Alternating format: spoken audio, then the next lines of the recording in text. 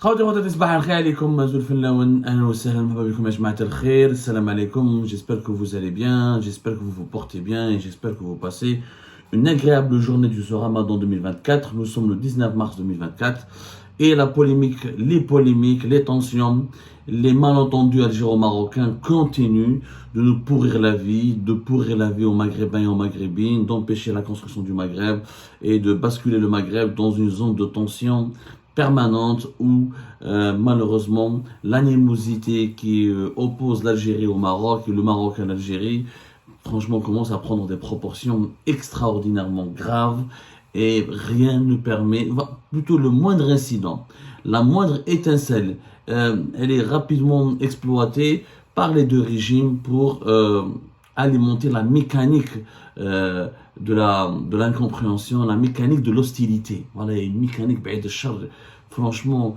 il y a une animosité extraordinaire entre ces deux pays-là et c'est inquiétant que malheureusement toutes les tentatives, toutes les médiations, les appels à la sagesse, alors vous avez bien suivi ce qui s'est passé avec l'affaire de la confiscation, l'affaire dite de la confiscation des biens immobiliers de l'État algérien à Rabat. L'Algérie s'était exprimée, elle avait un communiqué très virulent. On l'a expliqué hier dans une émission très neutre, très objective, ce que dit la Convention internationale de Vienne.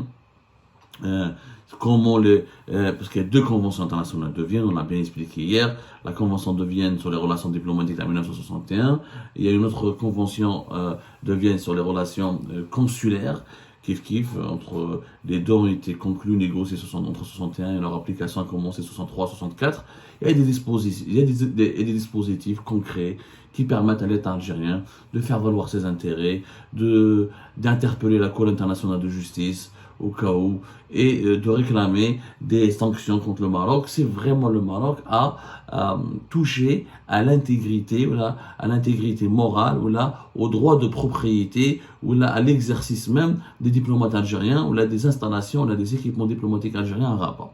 Maintenant, nous avons donné la version de l'Algérie, ce que l'Algérie pourrait faire. On a eu la réaction officielle du Maroc. La réaction officielle du Maroc était tombée hier en fin de journée.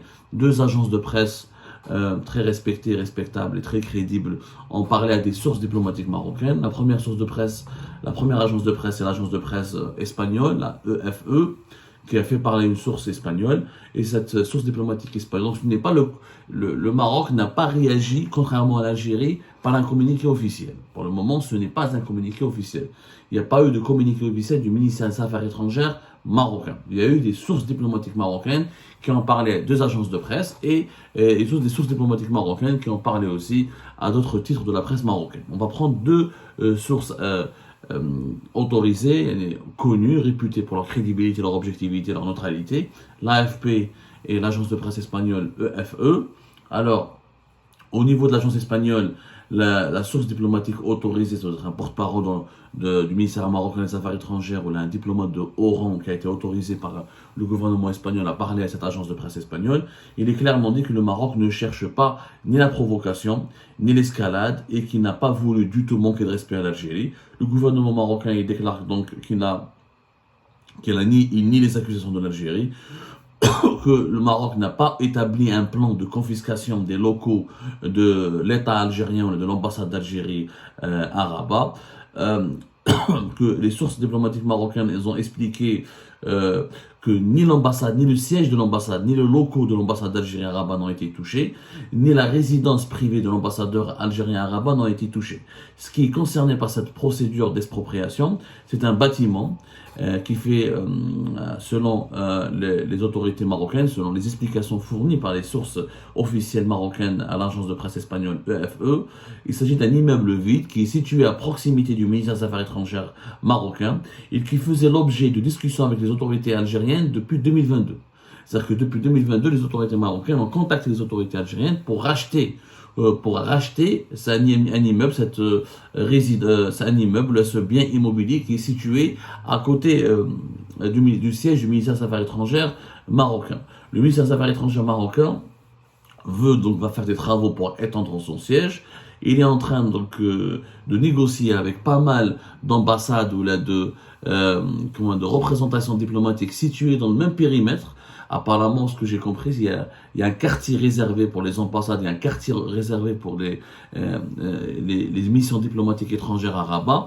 Dans ce quartier-là, il y a le siège du ministère des Affaires étrangères marocain, et tout autour, il y a des biens immobiliers, des fonciers, des sièges, où il y a des équipements qui appartiennent, où il y a des infrastructures, où il y a des biens, où il y a des terrains qui appartiennent à plusieurs ambassades.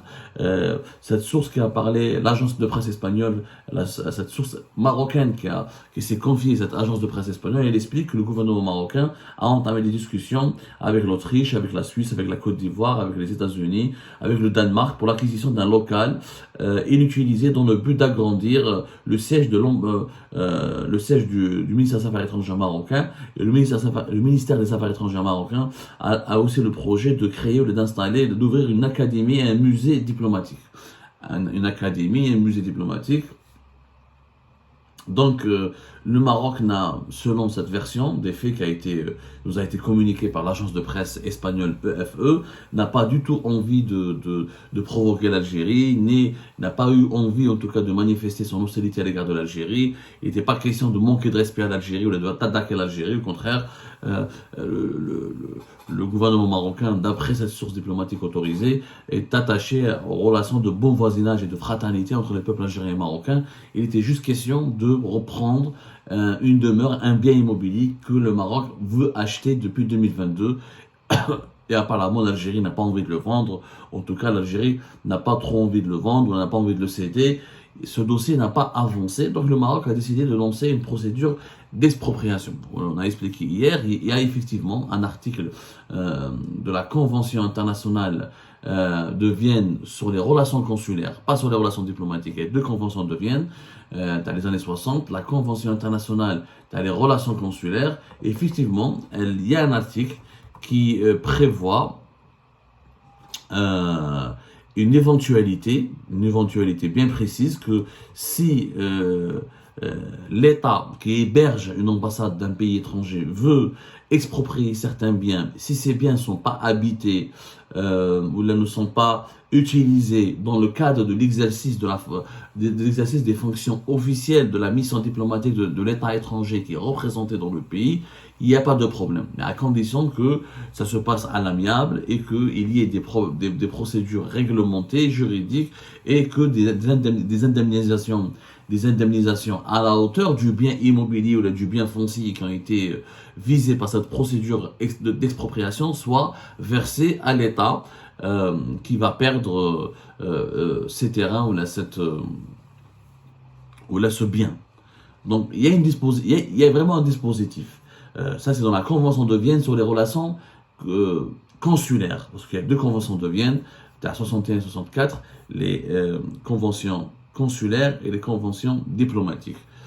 Donc le Maroc a dit première version. Deuxième version, kif l'AFP, la deuxième grande agence de presse internationale, oui, la même source, certainement c'est la même source diplomatique marocaine, qui a nié aussi toute volonté de provoquer l'Algérie et qui ne parle pas d'une opération de spoliation. Pour elle, il n'y a pas eu de spoliation, il y a juste une procédure, il y a eu des négociations qui ont été menées. C'est la même version qui a été accordée pratiquement, qui a été donnée par les...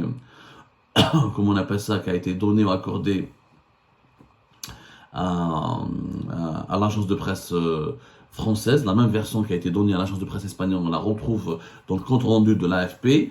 Là, cette source diplomatique marocaine explique que encore une fois, que depuis 2022, le Maroc essaye de négocier l'acquisition d'un bien immobilier qui appartient à l'Algérie. Donc d'après cette source, le ministère des Affaires étrangères marocain, dans le cadre d'un projet d'agrandissement, s'était porté acquéreur en 2022 auprès de l'Algérie, après le déménagement de l'ambassade d'un local laissé vacant sur le terrain de cette représentation et attenant au bureau du ministère. Donc, effectivement, nous avons pu confirmer que le siège de l'ambassade d'Algérie ne se trouve plus sur le terrain au niveau de ce bien immobilier qui est visé par la procédure d'expropriation. Le siège de l'ambassade d'Algérie a changé c'est dans un autre endroit à Rabat. D'ailleurs, c'est toujours une belle ambassade. L'ambassade d'Algérie, elle est toujours fonctionnelle. Et ce terrain et ce bien est réellement vacant. Donc, d'après les explications marocaines, il y a eu des contacts depuis 2022. Donc si le Maroc, si les autorités marocaines ont effectivement contacté les autorités algériennes depuis 2022 pour acquérir ce bien, il n'y a pas de volonté, on ne peut pas parler d'hostilité, on ne peut pas parler de violation de la souveraineté, ou d'attaque contre la souveraineté du pays, ou là contre l'honneur du pays, ou là contre la crédibilité d'un pays. Tout à fait objectif. Maintenant, j'aurais aimé, est-ce que, on n'a pas la preuve que ce que dit le Maroc est vrai. Après, est-ce que les autorités marocaines vont mentir de façon directe et aussi... comment on peut mentir, et ce serait chaotique pour le Maroc si c'est vraiment un mensonge. Maintenant, c'est à l'Algérie de nous confirmer si elle a été réellement approchée depuis 2022 pour acheter le bien que le ministère des Affaires étrangères marocain veut récupérer pour faire des travaux d'agrandissement de son siège. C'est à l'Algérie de réagir et de confirmer ou d'infirmer. Franchement, je ne vois pas le Maroc mentir. C'est une affaire, réellement c'est une petite affaire. Et Aslan, c'est une petite affaire qui malheureusement, dans le contexte, si elle était intervenue il y a de cela 5 ou 6 ans, au moment où les deux pays avaient leurs relations diplomatiques le plus normalement possible, ou malgré les divergences, les différends qui opposent les deux États à propos du conflit du Sahara occidental, les deux pays, les deux gouvernements se parlaient encore, il y avait des relations bilatérales, cette affaire n'aurait jamais pris une dimension aussi extraordinaire. Elle aurait pu être réglée dans les coulisses, à travers des négociations. Peut-être qu'elle n'aurait même pas été diffusée dans les médias. Mais comme il y a une animosité particulièrement tendue, et qu'il y a une situation de quasi-guerre entre l'Algérie et le Maroc, donc cette petite affaire a été l'étincelle qui a été exploitée pour ensuite dire voilà, pour aggraver, voilà, pour creuser encore davantage le fossé des incompréhensions et des tensions entre les deux pays. En fait, c'est le contexte qui est brûlant. L'affaire en soi, elle est débile. L'affaire en soi, elle est débile. Il y a des biens immobiliers qui apportent ça, comme il a été rapporté dans les agences de presse, tout à l'heure dans l'agence de presse espagnole, EFE, l'agence de presse étatique espagnole. Voilà, il y a d'autres ambassades qui sont concernées, avec lesquelles le Maroc y traite.